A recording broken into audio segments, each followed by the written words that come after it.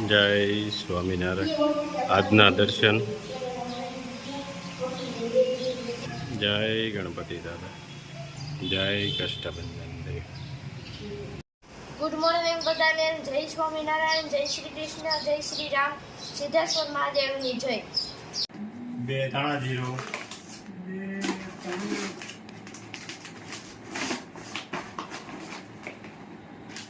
બે હળદર,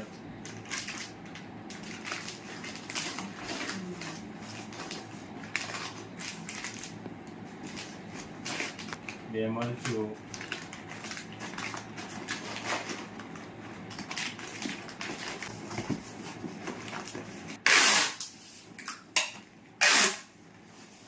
oil,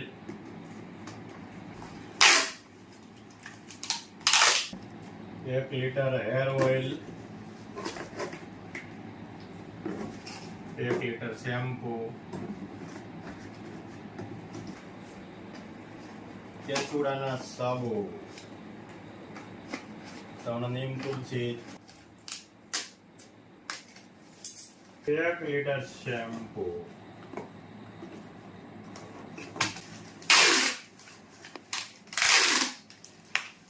2 hair oil, 3 shampoo,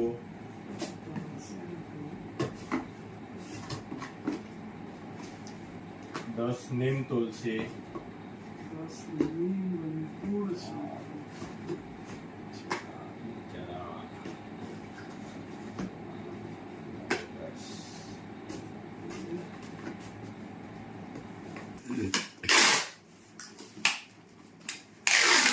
એક હેર ઓઇલ, 1 કેસુડાનો સાબુ,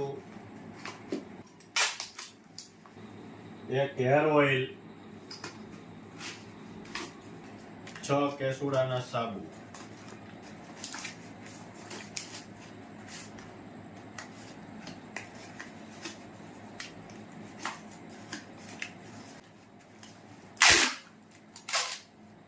મેથીનું શાક આ લીધી છે। મેથી વ્યક્તિ દીઠ આખી મુઠ્ઠી નહીં ભરવાની, ફિટ હળવી મુઠ્ઠી લેવાની એક વ્યક્તિ દીઠ, અને અડધી મુઠ્ઠી ઉપર મગ છે કાળા, એને બાફવા માટે અલગથી મૂકવાના, જેનાથી ભેગા ન થાય, કેમ કે મેથીને પાછી ચોળવી પડે।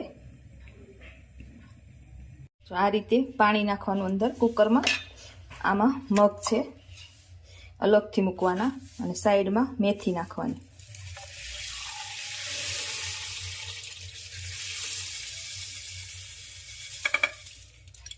આ રીતે થઈ ગયું।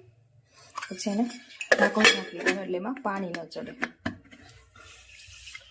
અને મેથી સાઈડમાં રહી જાય। હવે આપણે એને બાફા મૂકીશું, 6 થી 7 સીટી થશે એટલે એ બફાઈ જશે। જો મગ પણ બફાઈ ગયા અને મેથી પણ મસ્ત બફાઈ ગઈ છે। હવે આપણે એને ચોળીને 3 વખત પાણી નાખીશું ઠંડુ, પછી એને ચોળી નાખવાની, એટલે એનું કડવું પાણી નીકળી જાય। મેથી બફાઈ ગઈ ને મમ્મી? મેથી બફાઈ ગયું, હા। અને આને છે ને છોળવી પડે, છોળીને કડવું પાણી કાઢી નાખવું પડે, 2-3 પાણીએ ધોવી પડે આને, બાફી એને આની ફોતરી કાઢ ન કાઢે, નકર છે ને હાવ આસું પડી જાય અને સ્વાદ વયો જાય આનો। ફોતરી રહેવા દેવાની? હા, ફોતરી રહેવા દેવાની, અંદર છોળી નાખવાની। આમાં સાસ છે, સાસમાં ચટણી, મીઠું, હળદર બધું આમાં નાખી દેવાનું વઘાર માટે, પછી વઘાર માટે, અને પછી આ બધું નાખી અને પછી વઘારવાનું છે। રાઈ, જીરું અને 2 નો વઘાર કરવાનો। મસ્ત વઘાર થઈ ગયો છે। રાઈ જીરાનો વઘાર કરીને એમાં પછી બધો મસાલો નાખી દીધો, છાશને અંદર। હવે એમાં ગોળ નાખવાનો, જેવું ગળ્યું ખાવું હોય એ પ્રમાણે ગોળ નાખવાનો। હવે એને ઉકળવા દેશું। મેથી નાખી દેવાની અને મગ નાખવાના। હવે આને ઉકળવા દેવાનું, ઘાટું થાય ત્યાં સુધી આને ઉકળવા દેવાનું। બાજો રોટલો બનાવે છે। જો બા મસ્ત રોટલો બનાવવાના છે હમણાં, કાબા રોટલો તો બનાવવો પડે ને જો અને કહણવો બહુ પડે હા ન કહણીએ ને તો રોટલો હારો ન થાય મીઠોય ન લાગે ફાટી જાય ને ફાટી જાય જો અહીંયા સરસ મેથીનું શાક ઉકળી રહ્યું છે ઘાટું થઈ જશે એટલે બા મસ્ત રોટલો બનાવે છે હો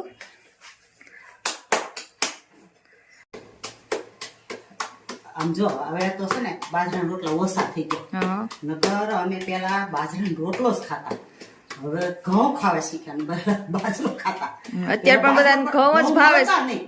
હા પેલા પણ વાવતા જ નહીં ને ઘઉં વાવ એ ઘઉં તો ખાતા બિચારાને કાંઈ નહોતું પેલા એટલે પણ બાજરો જ વધારે ખાતા ને હા બાજરો પણ દૂધ ને બાજરાનો રોટલો ને તમે જોવો તો દૂધ હોય એટલે બાજરાનો રોટલો સરસ હાલે પણ બાજરાના રોટલા ઓછા ભાવે ને ભાવેતા જ નથી કોઈને બાજરાના રોટલા જો મસ્ત તાવડીમાં નાખ્યો છે જો જો મસ્ત રોટલો ચડી રહ્યો છે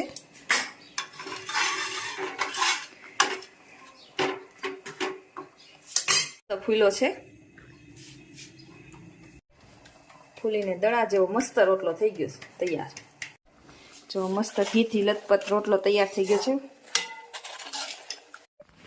મેથીનું શાક કાચરી ટમેટા પાપડ પપ્પા કેમ બન્યું મેથીનું શાક ને બાજરાના રોટલા મેથીનું શાક બહુ સરસ હો કડવો જરાય નથી લાગતો હા હા બાજરાના રોટલા કેમ બનાવ્યા એ સરસ હા હા બા હા બહુ મસ્ત બનાવ્યું છો મેથીનું શાક ને હે ને હા પણ આવડવું જોઈએ ભાઈ હા હા તો એને 3 પાણીએ તો મેં ધોઈ હા હા પછી એને એની ફોતરી હોય ને એ બધું કાઢી ન નખાય હા હા ધોળો શાક સારું થાય ને મગ હોતે અમે બાફીને નાખીએ એમાં અંદર મગ ને મગ મેથીનું શાક કહેવાય રેડી લ્યો હા બહુ મસ્ત શાક બન્યું છે હા હા જે તું કેમ બનાવ્યું છે રોટલો ને શાક મસ્ત ચોળીને કર્યું છે એમ ને હા ચોળીને ચોળીને મેથીનું શાક ને બાજરાના રોટલા ને છાશ પાપડ ને સરસ લ્યો હાલો બધાય જમવા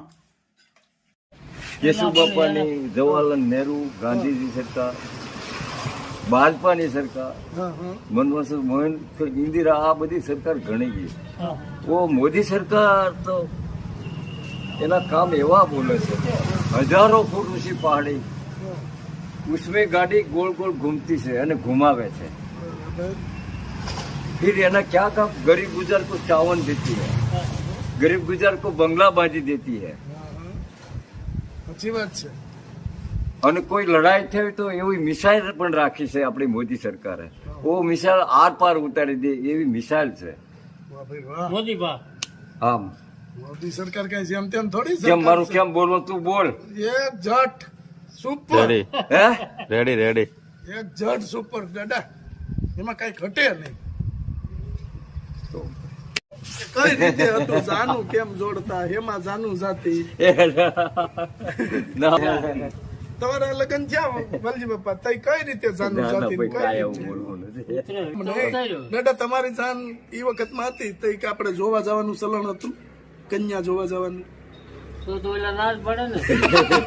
આપણા વડવા છે ને ઈ બેજી પડાવ નાખે કે ભાઈ આ લાભુ દીકરી હવે જોઈ કે ન પણ આમ નક્કી કરે કે આ લાભુ દીકરી મારે રે છોકરાને હા એમ સંબંધ બાંધી બેજી સુધી મજા કરતા રોકાતા જ. અને એ વખતે કઈ બહુ યુગ નહોતો હં. મશીનગીરીનો ગાડે જાન લઈ જતા હં.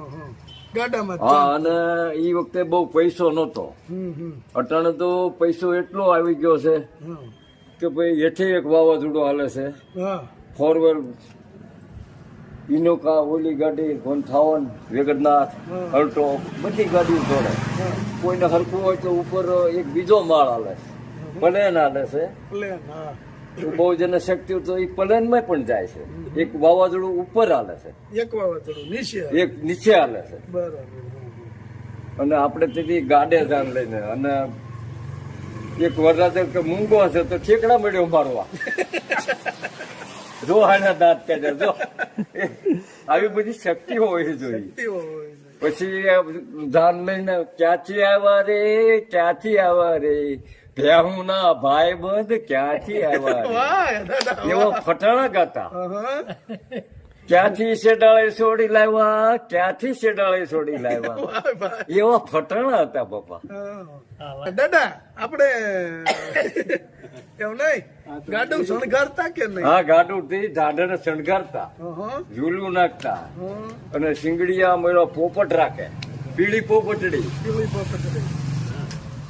અને વરાજાને ગાડામાં જ બેહવાનું. હા, એને ગાડામાં આડા પાસે હા.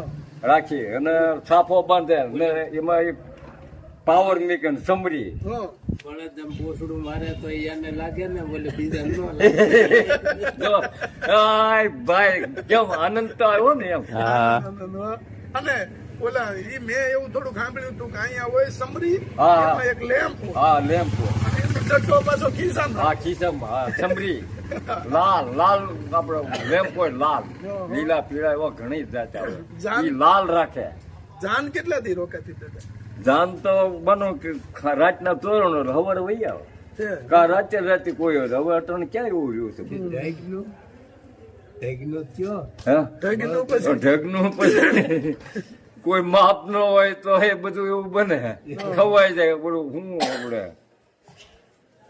દૂધ પાક ને પછી કેવા ટાઢું પાણી છે ફોડવામાં ખવાઈ જાય. એટલું ખાતા પેલા. હા, એટલું એમ તો મોઢું સીવીને માથે ફાંટું પાડે, હા. પણ હવે એવું ન કરે. કેવો આનંદ આવી ગયો છે. મજા આવી ગઈ.